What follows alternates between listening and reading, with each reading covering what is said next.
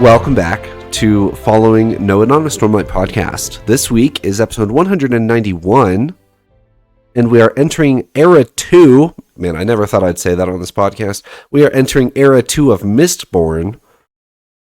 Paul, how are you? Wow, never been better. Super excited.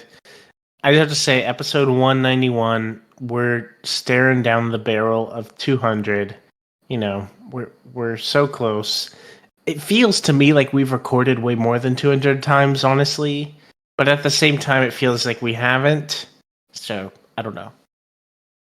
But 200 episodes is quite a bit. That's a lot of weeks to go consistently here, so.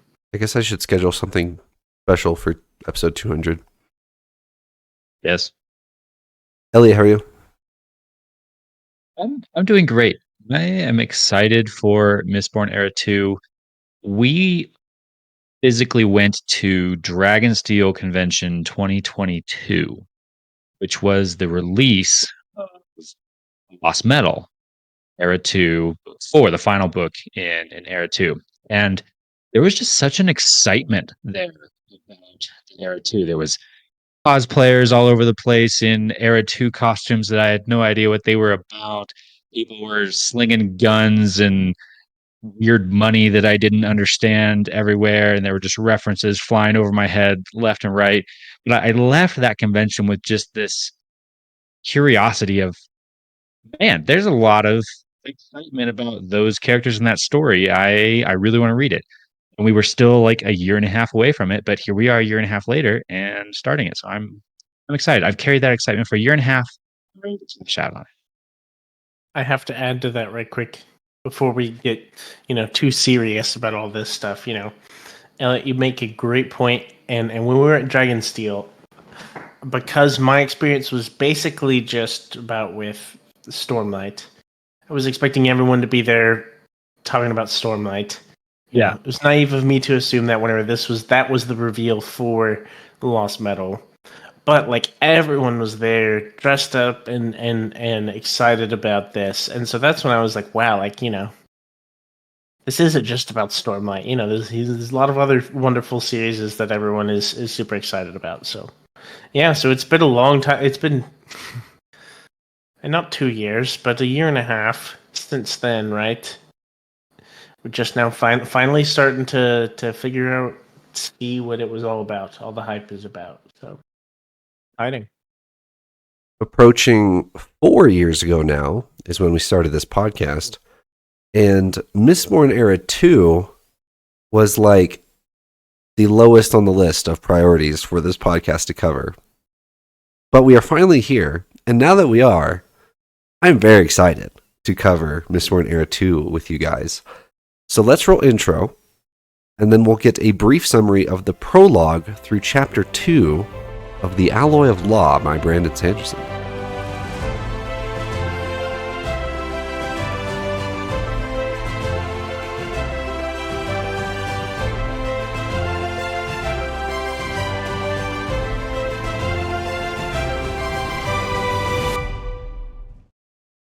All right, Elliot, I lied. In the outline, you have acknowledgements question. So let's cover that first, and then you can give us a summary of the actual content of the book. What do you have to talk about for the acknowledgements section?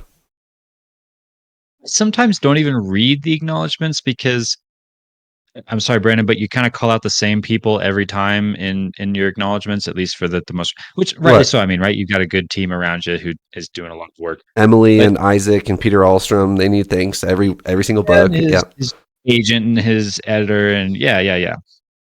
But for some reason, I did read the acknowledgements, and so before I even got to the prologue, before I even got to the maps, I had a question. And there's a question for you, Trevor, and I think it's an easy one. He said in the acknowledgements that Mistborn is 3 separate trilogies, or 2, and this book is not part of the second trilogy. Yes. I'm confused. Two separate trilogies. However, he wrote the original Mistborn trilogy, And then he goes to write Alloy of Law, enjoyed it quite a bit, so then he adds an epilogue and then decides he wants to then write another trilogy based on these characters. So he wrote Alloy of Law as kind of a breather from Oathbringer, I think. I think he was in the middle of Oathbringer or maybe Skyward. I don't remember. But he needed something. Brandon Sanderson talks about this a lot, where he'll write multiple series at the same time so that he can refresh his brain and keep his writing style fresh. So he'll write a Skyward book, and then he'll write a Mistborn book, and then he'll write a Stormlight book, and then he tries to spread himself around so that he doesn't burn out on a series and have that reflected in his writing. So he wrote the Alloy of Law as a independent, like almost novella. We're going to do 4 episodes on the Alloy of Law, and we're not including just kind of a formatting for you guys. We're going to do 4 episodes on the Alloy of Law, and we're not doing a wrap-up episode. We're going to go straight into Shadows of Self, Shadows for Self. I never remember which one it is. We're going to go straight into book 2 of Era 2, and then we'll wrap up both of the books together after that, because Alloy of Law kind of stands on its own. But he enjoyed it so much, he's like, yeah, I want to write another trilogy about Scadrial with skyscrapers and guns. Sounds fun. So here we are, entering what was originally planned to be like a short story of like Scadrial 300 years later, but it actually turned into a series. Does that answer your question? Kind of. I think so. I still don't know whether to call it a 4-book series or a trilogy, but It's a 4-book series. I'll roll with it. Or is in the acknowledgments the Lost Metal not written yet? Is that the simple answer? Well, so in the acknowledgments of this book, he says, I've pitched a second trilogy to my editor. This book is not part of the trilogy. Oh. That's what it says. Okay. There you go. So hence the slight confusion. But doesn't matter. There are 4 books. I bought the box set. I'm ready to go. Summary, whenever you're ready. All right. So we pick up the story. We jump in right into the action. I actually kind of expected that. I got that vibe of this series, that it's going to be maybe a little more gunslinging, a little more jump into the action craziness, perhaps. That is true. Of the prologue, we meet Wilkes, who is gunslinging and dodging bullets and taking down baddies and chasing down the villain and doing the gunslinger hero thing, which is pretty cool. He's wielding his allomancy and ferochemy at the same time as he's shooting off his pistols and shotguns and things later on. He, in the prologue, is with a girl, Lessie, and they're tracking down some villain. They meet him, and unfortunately, in the scuffle of it all, Max ends up trying to shoot the bad guy and ends up shooting Lessie. Yeah.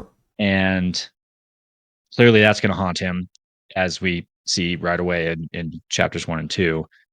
That's kind of the prologue. The start the story is we've got Gunslinging Wax ready to take down the bad guys, but unfortunately kills his lady. Chapter 1, we get into Elendel, this grand city of Elendel. Apparently there's 5 million people living in Elendel. There's skyscrapers, there's trains, there's lots of stuff. I'm still having a little bit of a hard time mentally picturing on Scadrial. And let's see, Wax on his mist coat and heads out into the mist to climb the skyscraper and float around and kind of do the Mistborn thing, even though he's clearly, at least stated, not a Mistborn. He's a Twinborn.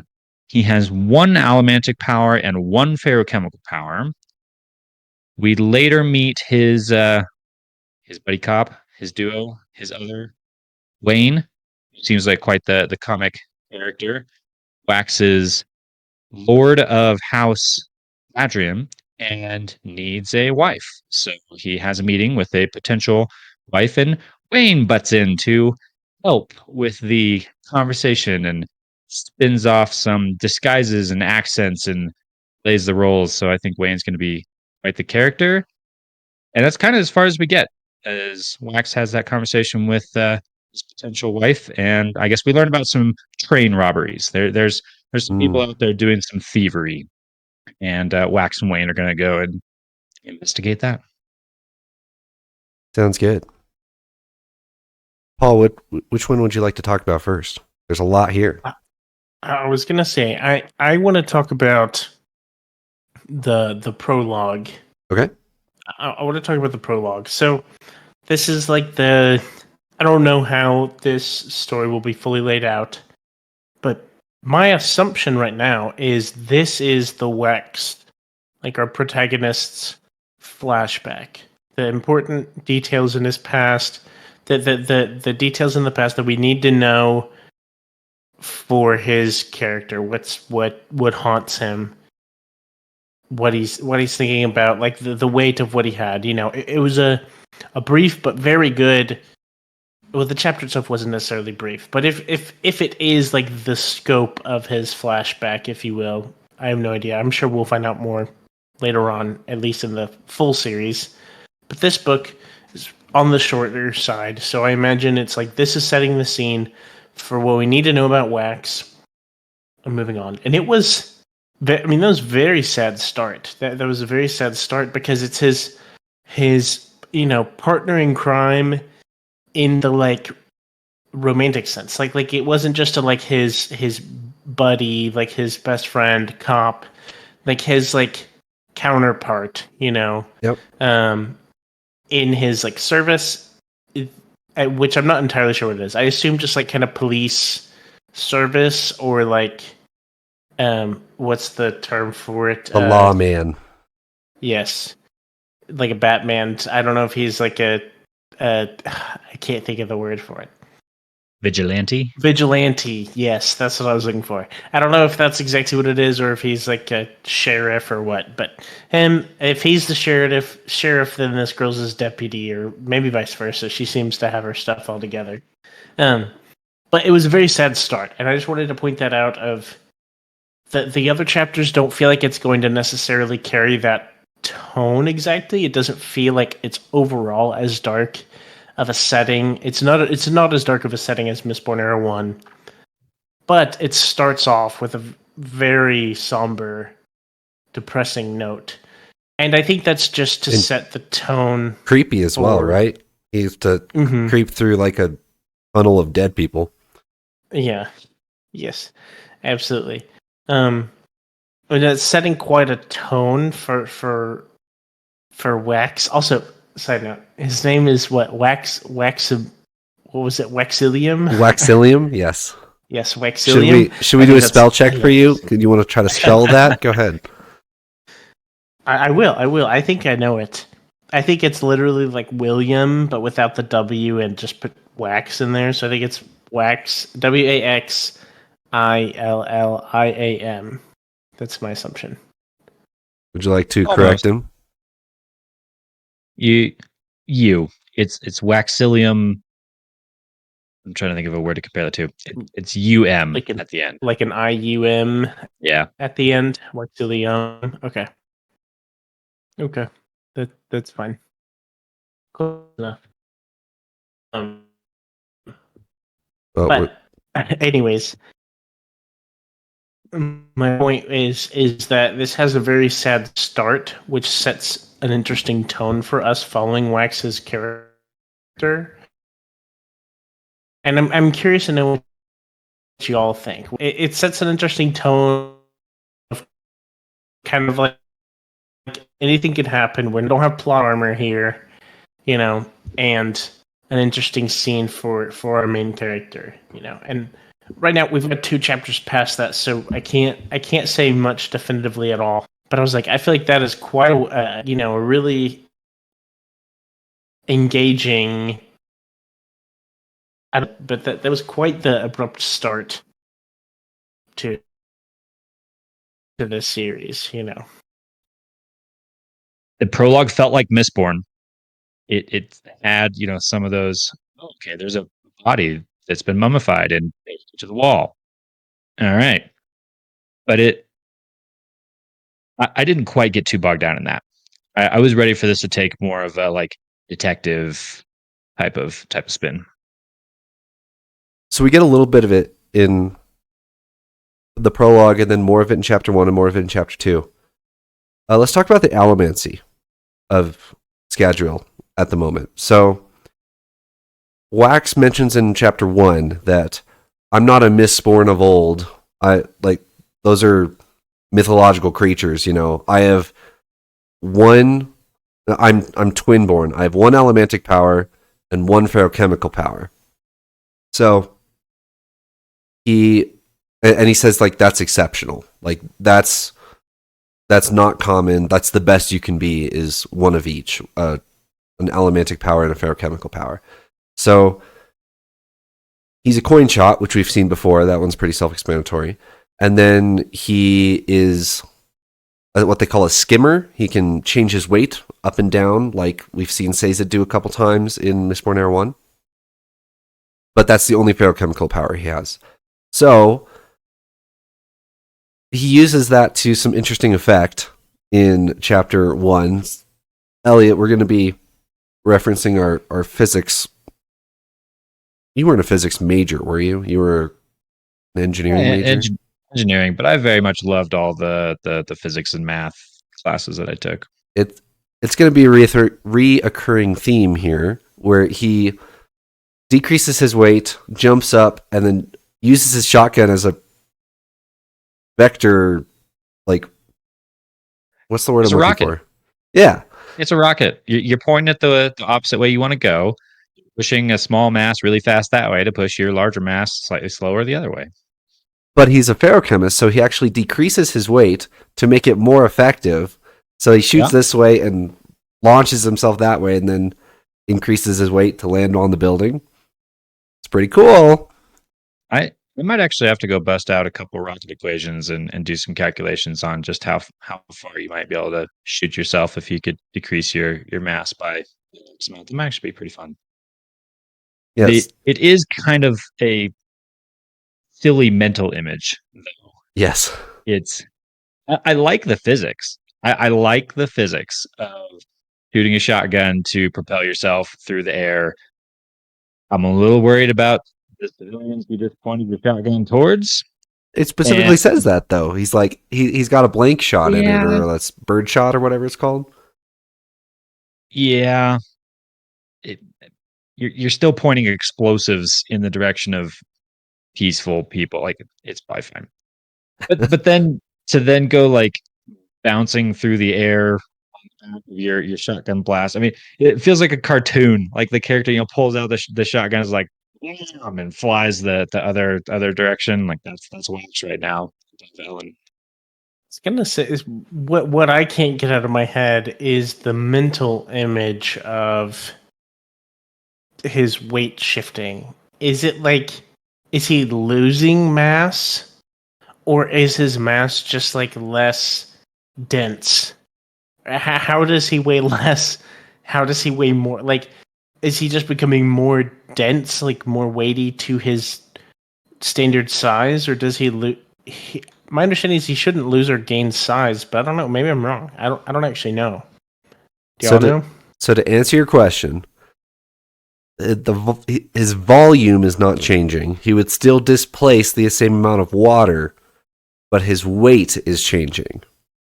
Right? Okay. So he can do some funky things with that because he's still the same size, but then he weighs less. So he's still going to fall at relatively the same rate, right? Because weight doesn't have that much to do with, like, with the speed of gravity, right? Gravitational pull, yeah. But anything that happens to him in the air will affect him more because he's basically turning himself into a sail, because his body is still the same shape, but he's lighter so that it does more effect to him. Does that make sense? Yes, yeah. That was just my question of, like, does he physically grow or shrink? No. I guess was my One question. Okay. It's actually a fascinating question. I wonder if Brandon's been asked this.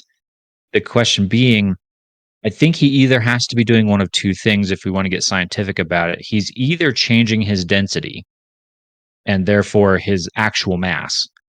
His volume stays the same, like you said, but he's changing his density, so therefore his actual mass is smaller. Or he's doing something more akin to a Zeth lashing, where he's affecting gravity. He's lessening pull of gravity and therefore his weight on himself. He's still the same mass. He's still the same volume. He's just getting pulled down less by the he's standing on.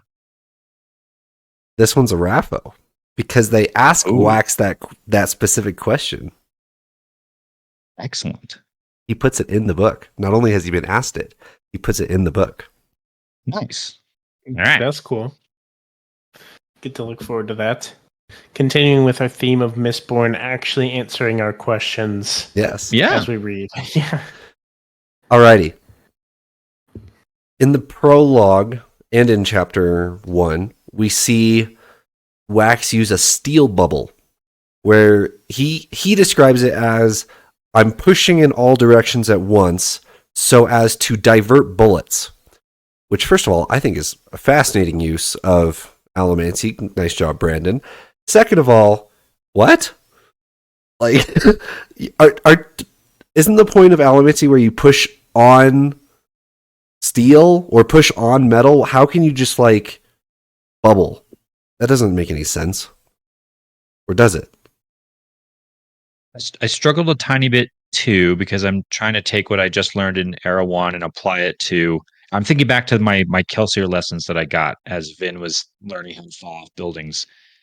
And yeah, I was thinking the same thing. Like, no, you have to have blue lines. You have to have the blue line to something to push on the thing. But I think I processed it as more of a he's like straining. It's like you trying to push on the air. You're like straining, you're ready to push, and then as soon as there is the thing, you're already kind of pushing, so you just instantly hit it and it pushes like a tiny bit. That's a fair point. I was struggling with this too because I'm like, I feel like the only thing we have that, and I don't think this is fully comparable, but like, think of like a copper. I think of a copper cloud. I don't know if we have a great description of how a copper cloud works or how it's emitted or what. I don't know if I fully know that the specifics of it, but I'm like, that's the only one that only allomantic power I feel like that we've seen that involves some form of like just general thing, I guess. Like this is all very tentative. If it's like he's ready in case anything enters this perimeter around him, to push it out. Yeah. Like a shield. I don't know. I feel like we definitely haven't seen anything like this, I think. I mentioned a copper cloud just because it's like an area of effect, I guess. But really that's not even that relevant. I don't know. I'm fine with, like, accepting that that's something that Wax can do. I'm not, like, super hung up on it, but I was a little confused. But at the same time, I think that's kind of cool, like, mechanic where you have an existing magic system, as Brandon Sanderson, that you've fully fleshed out in Mistborn Era 1. So then now you intro guns to it, and so then he's like, okay, what can I do with this? This is really cool. How can I push bullets around with steel pushing? So we get to, figure that out. And he's using spent bullet casings to climb the tower. So he, like, specifically goes and picks up his spent bullet casings as, like, anchors. You know what I want to see? I bet it's actually going to be more interesting when we see iron puller start to work in a bullet. Yeah. Think about that. Wax is a little more defensive. He can push bullets away. What if you can pull bullets? Maybe you can work with somebody, have them shoot a bullet, and you go like pull it around a corner. Bend it around a corner. Yeah. Oh yeah. We could do some fancy things with bullets if you got somebody pulling them. Yeah. I was thinking similarly of like what other elementic powers could this idea be applied to? It's a great idea. The last thing on the prologue, our antagonist or our criminal thug guy who they're tracking down, Bloody Tan. He makes a couple references to I've seen death with the spikes in his eyes, or I've met the survivor. Did you guys enjoy our Mistborn Era 1 references there? I noticed them immediately, but then when I read it again, I'm not quite sure exactly what he's saying. Okay. He references a few things, but you could interpret it in different ways, actually. Here's what he said. I have seen God, Lawkeeper, Tan whispered. Where was he? I think that was Wax's thought interjected there. I have seen death himself, nails in his eyes. I have seen the survivor. Break that down for a second. Is this two different people? Death with nails in his eyes, and the survivor who is life? Or is this all the same thing? Death is capitalized, life is not. Oh. I I could see an interpretation where he's talking about the same person in like a weird philosophical crazy person way of death, the survivor, and nails in his eyes are all the same thing.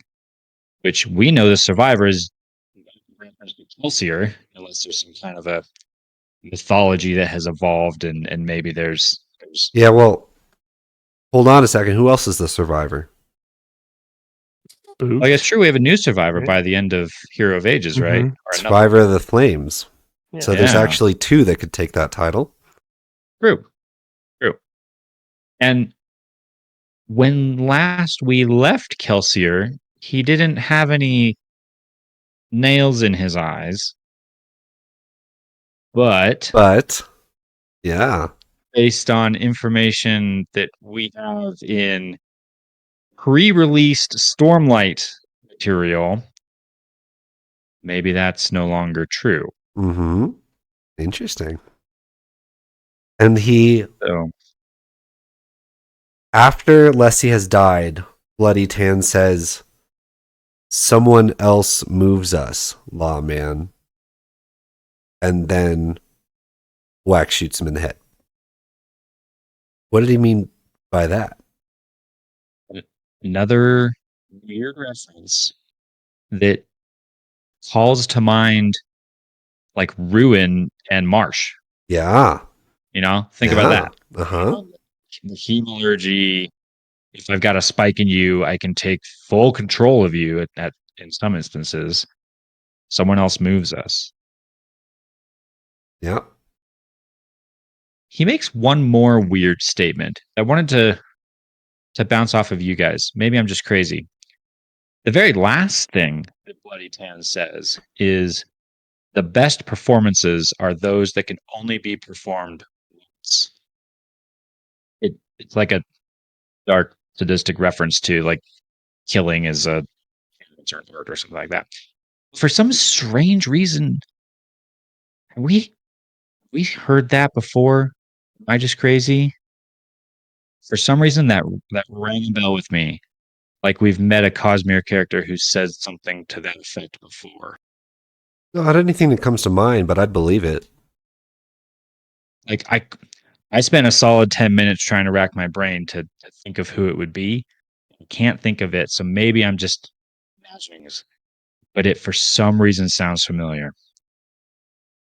Maybe like my brain wants to say like Maraise or something. But Yeah, like a darker character somewhere else. yeah, Yes, maybe. Weird. but yes, rather strange character. Also, one more thing to tack onto that.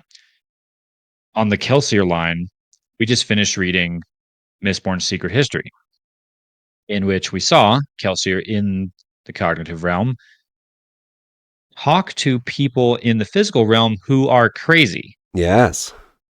This dude here, he done definitely be crazy, Yes. like certifiable crazy. So when he says, like, I've spoken to death, I've seen the survivor, I'm about ready to believe him, even though he's crazy. Yeah. Kelsey has done exactly that to other crazy people. So, but then that begs the question that we were asking in Secret History is, does crazy mean metal? Right. Spiked? Are those Right. the same thing, or are they not the same thing? So Yeah, don't know. does that mean that he had a spike in him? Somebody else moves us? But then it would be, as far as we know, it would be Sazed, or as they call him Right. in these chapters, Harmony. Which actually, Oh, yeah. Paul, you used the term harmony at the end of Mistborn Era 1. I don't know if you intended that, but that is his official title moving forward. I don't know if you knew that or not, but you're like, and preservation and ruin are now in harmony. And I was like, that's a really interesting phrase you just used. Did you know the term harmony or not? I did not. But this was the number one thing I wanted to ask about. Like, probably my biggest observation of these chapters. Of all the expressions are harmony. Yeah. There is mention of ruin. I noticed they say what, rust and ruin. They use it as a swear. Hmm. I don't think I've heard mention of preservation, but I could believe that ruin isn't really a term of a shard like before, but now it's harmony of Sazed. And it brings up several questions in my mind. But anyways, I didn't, to answer your question, I did not know that this is harmony. I was kind of a lucky guess, I guess. But so my question here is Sazed, like, is this one, like we had talked before, of is ruin and preservation, are they two pieces of one shard or are they two shards?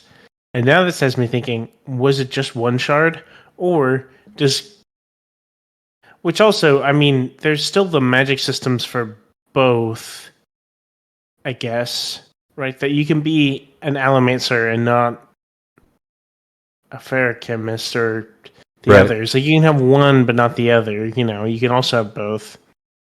I don't know. That's my biggest question. I'm like, is harmony just the nickname, if you will, for like, it's both ruin and preservation, and they are together again? Yeah, how sweet. I'm confused on the specifics here. I don't know if that's something I should be worrying about at this point in our story.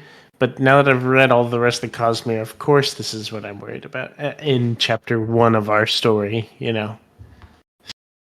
I won't give you a definite yes or no, but I will say that there is an answer. How many other terms do we recognize? We get a lot of, maybe too many, like Mistborn Era 1 names just like smashed into chapter 1 specifically. How many do we have? Skimming through my notes, I grabbed at least 5, all like names of people or houses that we encountered in Era 1. So there was Set, remember that guy? Techiel, isn't that the house that like Kelsier robbed at the very beginning Yeah. of Mistborn? It's one of the houses in Luthadel. They say Yeah. Tikiel in Yeah. Oh, okay. in Era 1, and then Tikiel is one of the Octants in Elendel here, Uh-huh. creating one of like the big skyscrapers right next to the other rival skyscraper. Yeah. The Moo, there's at least like place There's thing something named after Moo. him. Yeah. A street promenade. Yeah. I did Yeoman. catch that. Yeoman is apparently getting married. I'm assuming it's not the same Yeoman as before, otherwise he'd be really, really old. And then Wax is also Lord Ladrian.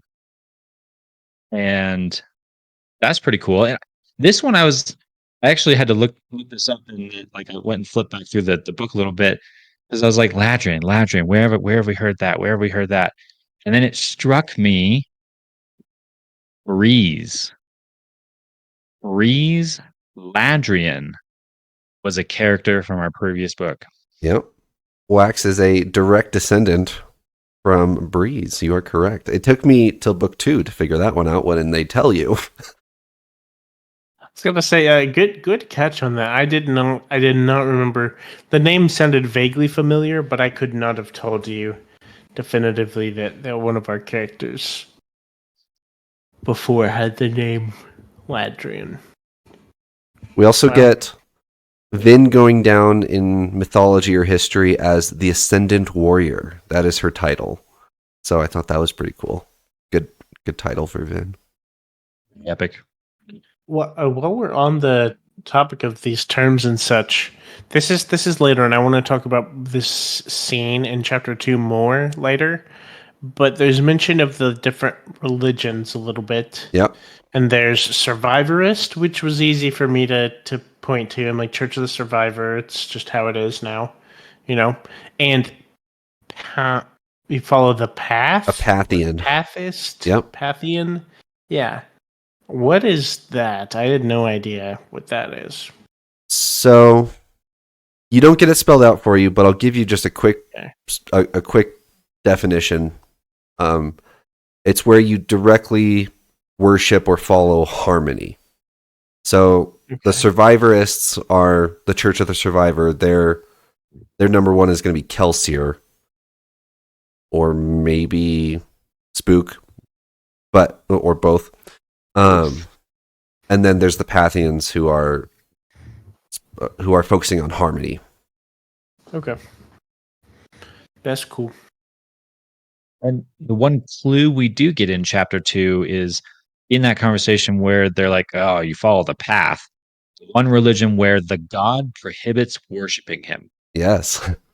I didn't quite know what path meant, but I did think of Sazed. I was like, that is a thing that Sazed would do. He would totally make that a tenet of religion. Is fine, I'll be your god, but you better not worship me. Right. I didn't think of that, but you're so right. That's hilarious. Wayne or Steris, or both? Who do we want to talk about? Let's talk about Wayne. Yeah. He comes in chapter 2, right? Yes. When we actually meet him. I think he maybe mentioned before that. Leslie mentions him in the prologue, and then we meet him in chapter 2. We get mentioned that he can heal himself with his ferochemy and can burn bend alloy, which sounds completely fake, by the way, to create a speed bubble, a time dilation around himself where he can react faster than everyone else can. But Eliot, in the outline here, you say bend alloy is a real thing. I don't believe you. What is bend alloy? I have learned my lesson. I've learned my lesson in Mistborn. There's been multiple things throughout Mistborn Era 1 where I'm like, oh, that's a cool term. Great job, creative Brandon, for coming up with that. Like even simple stuff like limelights was one of them. And then the names of these metals multiple times has been real thing. I think A-Team I'm not sure on, but what was the other like A-Team? Electrium or something like that? Electrum is the gold alloy. Yep. Yeah. That's a real thing. I looked that up. That is a alloy of gold. So as soon as I read it, I was like, that sounds fake. But I bet it's not. Google search, it is a real thing. Bend alloy is a commercially available alloy of multiple metals. And of course it gets me curious because now I'm thinking, okay, this is allomancy. But this seems like a new metal. Bend alloy seems like an alloy, but an alloy of what? I know my allomancy. It needs to be paired with another element. And my Google search told me that bend alloy is a alloy of bismuth, lead, tin, and cadmium. So if Brandon is using that as his template, which he probably is, Brandon tends to like to do that kind of thing. I'm gonna now lean into like, okay, well, tin already exists in this world. It's also a smaller percentage in the mix. Bismuth and lead are the two biggest bits of bend alloy. So I bet it's one of those two. And that would, if it were one of those two, that would add to our table, correct? Huh? Yep. I think it would. I think we've seen bismuth or lead, although perhaps it wasn't. I think we're talking about new allomantic metals on the wheel. Sounds good. We should talk about the speed bubble itself for a second. Yes. Because that was a bit crazy. I wasn't ready for that magical power. I'm gonna stop time for a second, and we're gonna have a chat. Although it's not really stopping time. It definitely seemed like a cool power. Definitely is going to have a lot of uses. Well, and specifically tied into his other ability, right? So he could slow down time for everyone else, kind of. He can speed up time for himself, and then take time to heal himself with his feruchemy, and then continue to move, right?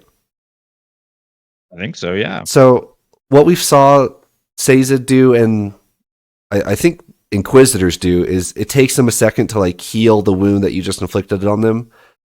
But with Wayne, you could create a speed bubble, heal whatever gunshot you just took, and then keep moving, right? I did have a question for you guys, because the way it's phrased in my copy confused me. Seems backwards. Here's the description of the time bubble.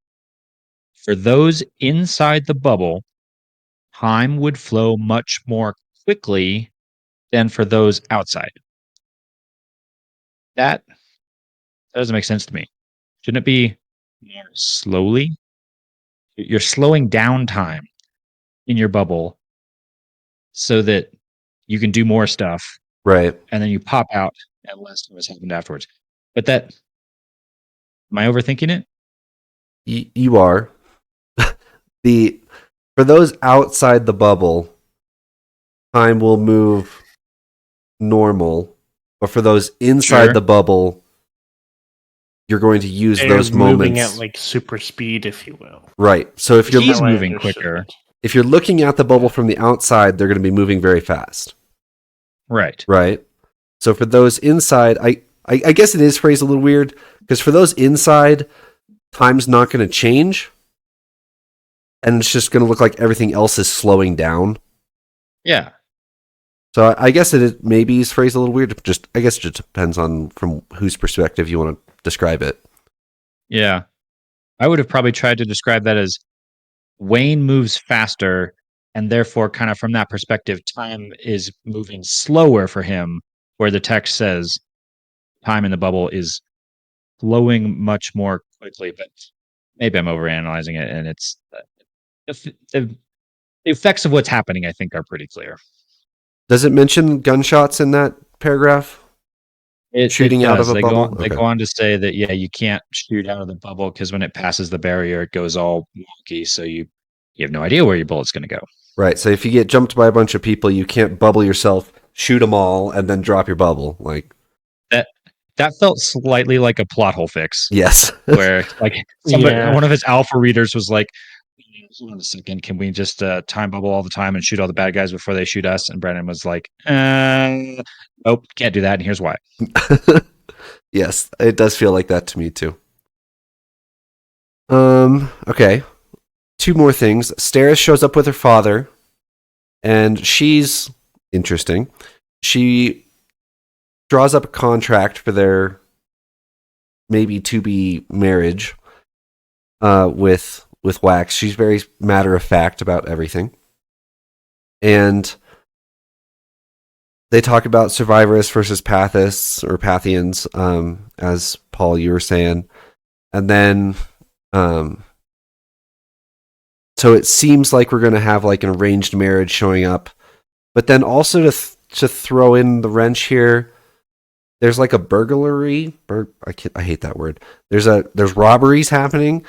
And it's a trend. So that there's a gang that's shown up in and around Elendel, and that piques Wax's interest. Even though in the previous chapter he like ceremoniously puts his guns away, he's like, "No, I need to be Lord Ladrian." Yeah, that's come on, you're not fooling nobody. So there's this like organized crime showing up that Wayne and Steris tell him about it. So Wax is interested. So where's this going? Any predictions for the Alloy of Law or Mistborn Era 2 in general, gentlemen? Oh, I wanna present a question, if you will, of a more specific prediction. One thing I want to touch on more, actually, in this chapter 2, it's Wax is being like set up to marry this girl. I don't actually remember her name. Steris. Whoops. Sorry about that, Steris. Kind of a political marriage. It's for the betterment of their two houses, type of thing. But this is the first time they've met, and it was an interesting thing that kind of threw me off guard of them meeting. She was very transactional with everything. Here's a contract I have written up and ready. Do we think that they're going to actually, reading into it, I feel like Wax is open to getting to know this person a bit, asks, tell me about yourself. What do you like doing with your time and things like that? And she's remained very transactional of like, we're doing this for political stuff. It's even written into the contract that they may have mistresses, etc. All this stuff. Do we think that there's going to be an element to this story where an actual relationship is developed, actual like affiliation and attraction for one another, or is this just going to be a weird? Maybe they're not even going to get married. I have no idea where this story is going. But that was my question. I mean, because we ended on chapter 2 this week, I was like, I feel like whenever a story would start like this, it sounds like the weird arranged marriage, but then they end up coming around to it, actually liking each other type of thing. I don't know. Maybe this is Warbreaker-esque. I don't know.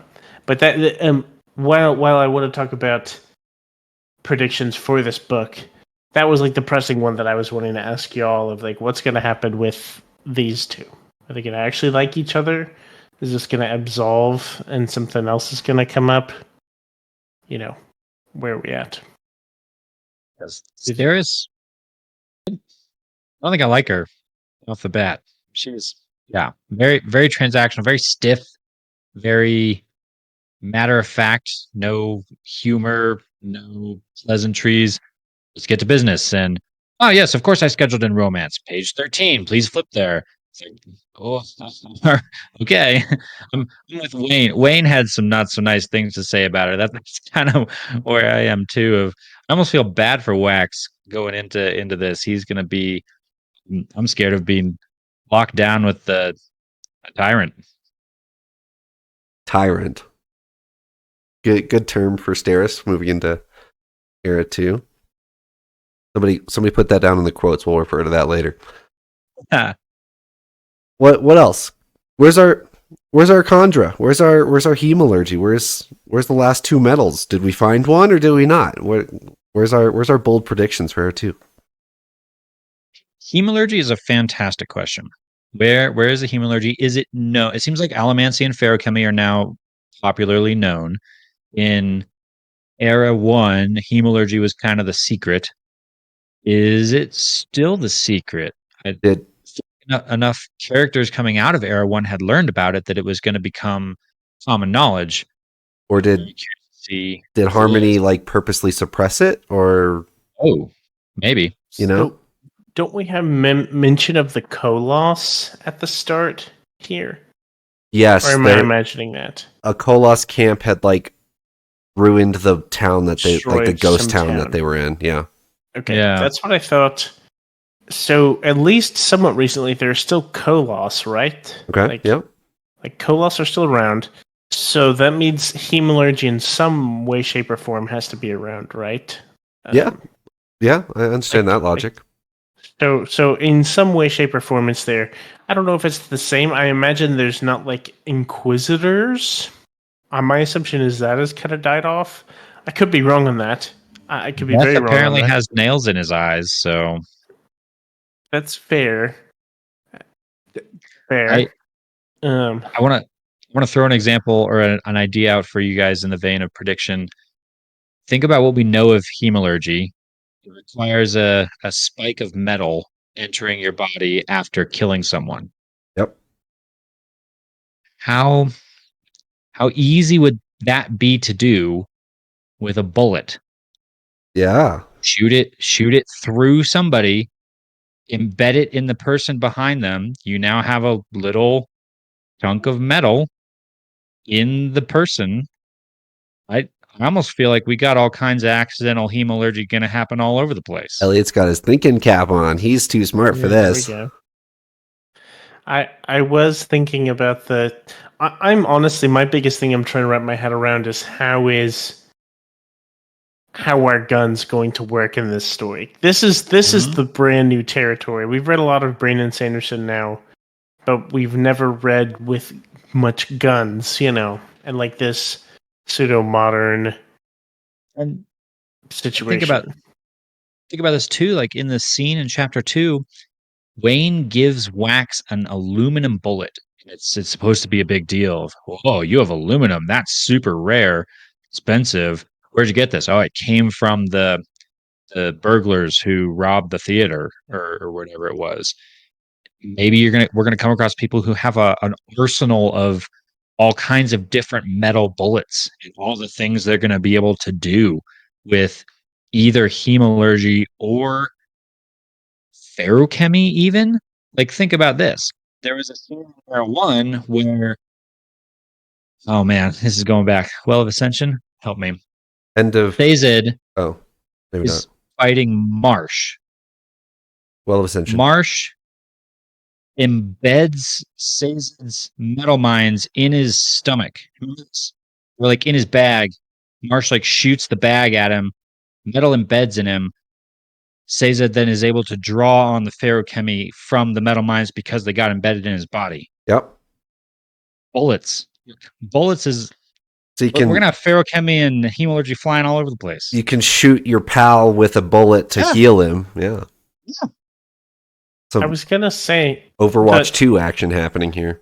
I was gonna say, so the interesting thing to me is it seems like if there was an Era 1 Inquisitor as we know them, like Inquisitor with the full Mistborn-ish range of power, dropped in right next to Wax or whoever Worthy is now, isn't there a bit of a power imbalance because there's no longer Mistborn?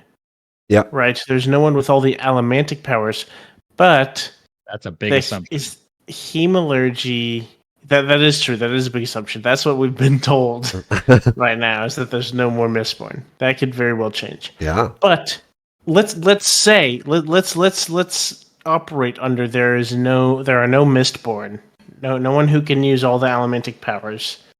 Isn't hemalurgy the one way kind of around that? The magic system to get access to all those powers would be by hemalurgy, right? Yes. So as Eliot was talking about bullets and hemalurgy, what if you had your buddy cop intentionally stand in behind the criminal you knew was a lurcher? You shoot the lurcher and then you feruchemy or you hemalurge your buddy, right? Yeah. You intentionally. Yeah, there we go. There's some wacky stuff that's about to happen. You couldn't you just pick up the bullet afterward? Like you wouldn't have to plan it that deliberately, right? But you have if the to bullet went through, does that work? Or it's maybe less effective. I think that was the There thing. you go. Is the time frame, yep. Right? Yeah, it's all about time frame, so it's better to be right away. But yeah. Anyways, that is.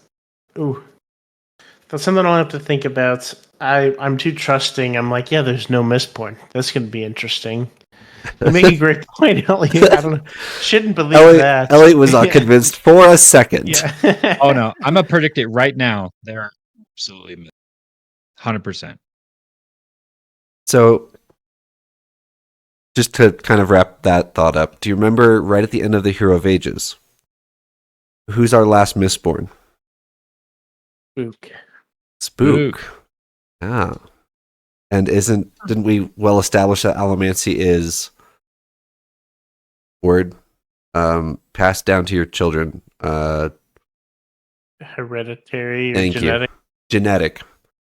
So there could absolutely be Mistborn from at least Spook's line, if not, other people. So, okay. Good start to Mistborn Era 1. I'm very excited to continue through this, gentlemen.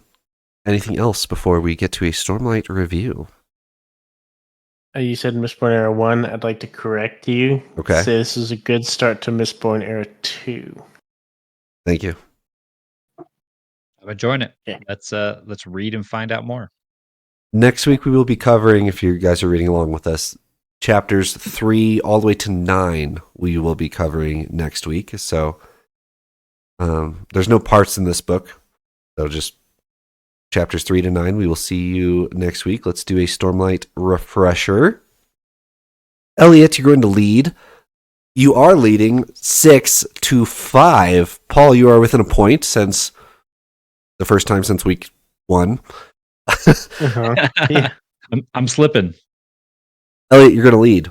Chapter name, give me a summary of what happens in the chapter from Stormlight. Justice. Did you already ask this one? Adolin stabs Sadius in the eye. Incorrect. I did not ask this. Paul? That was revenge or something. I don't remember, but I know what you're talking about. My guess, so Justice, I'm thinking of Nail as a character. I think it's one of the chapters where Nail is with Zeth, and while Zeth is going through the whole becoming a Skybreaker thing. I'm trying to think of more further specifics potentially, but I think this is a Nail and Zeth chapter. Incorrect. Okay. This is arguably the best scene ever written in fantasy. Dalinar surrenders his Shardblade to Sadius to trade for Bridge 4. And Navani has written on the ground a justice glyph in prayer for Dalinar's life, and he gives up Oathbringer in trade for Bridge 4 at the end of The Way of Kings. Iconic. Paul, your quote ID, please tell me who's talking. I've known men who practiced for hours and hours, yet still froze when confronted by a real wounded person. It's harder when it takes you by surprise. You didn't freeze. You did well. I'm proud. I believe that, and this is another one I feel bad I can't remember the name. I'll remember it right after this. This is Kaladin's dad to Kaladin in a Kaladin flashback. You're correct. I feel guilty I can't remember his name. I'm even Elliot. just started rereading and Elliot, what's his name? Seeing him again. Lirin. Liren. Yeah. Would you have gotten that correct? Yes. All right. 1-0 to Paul. Elliot, here's your review. Please tell me what they rated and what book they rated. Storm it, Goncho. It's good to finally have some new Stormlight material. It's been a whole week since I last held a Sanderson book in my filthy Lowlander mitts and was starting to get the shakes like Teft after a couple days without Fire Moss. This is Sanderson at his worst, in my opinion, but still solid enough. The last 20 to 25% was good. They're getting character for that one. Oh, okay. So, state some obvious. It's back half Stormlight, back half of what we have. Clearly, because he references some knowledge you don't even have in Way of Kings. So let's go worst, huh? I think I know some of the general reactions out there to various books, so I can maybe try and play some percentages. This is Rhythm of War, and they rated it a 3 out of 5. All right, Paul. I also definitely think this is Rhythm of War. The comment about Fire Moss, I'm like, that may not be until Rhythm of War or Oathbringer or something. So it's absolutely far in. And the way he talks about it being exciting on the last 20 to 25% absolutely makes me think of Rhythm of War. I'm struggling with the rating. At the start, I thought this was a glowing 5 out of 5 stars, but then he said it's his like least favorite. But is it a backhanded compliment? That's what I'm thinking. I'm like, is it his least favorite, so it's still a 5 out of 5, or is it his least favorite and it's a 4 out of 5, a 2, 3? What did Elliot say? 3 out of 5 for Rhythm of War?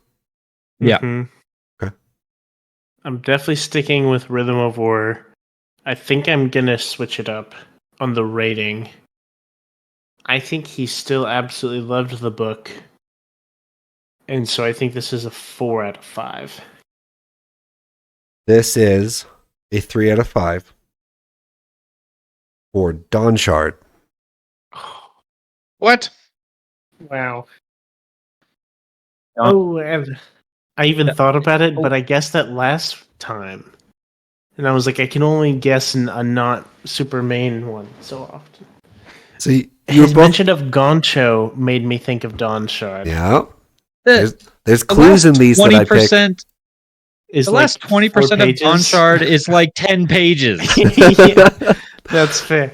I agree. That's I was thinking the exact same thing, Elliot. Alrighty.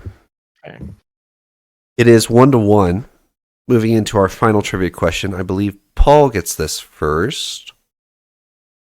Paul, surge binding is the term for the power that is accessed through the bond between human and spren, with pairs of surges combining to recreate the 10 different orders. What 2 surges does Kaladin have access to?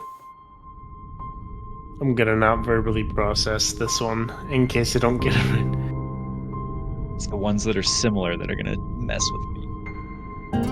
I'm questioning if my second word is the correct word, but I think I'll go ahead and go with it. His 2 surges for Kaladin, a Windrunner, are adhesion Okay. and levitation. Okay. Elliot, I will give you a chance to answer this. I'm hoping you're going to be picky, and I'm hoping that I have a slight difference from Paul that might nick the right answer. I also would say adhesion, although that's the one I'm actually less confident about because there's also like cohesion and lesser whatever. My answer is adhesion. Okay. The second one, I believe, is gravitation.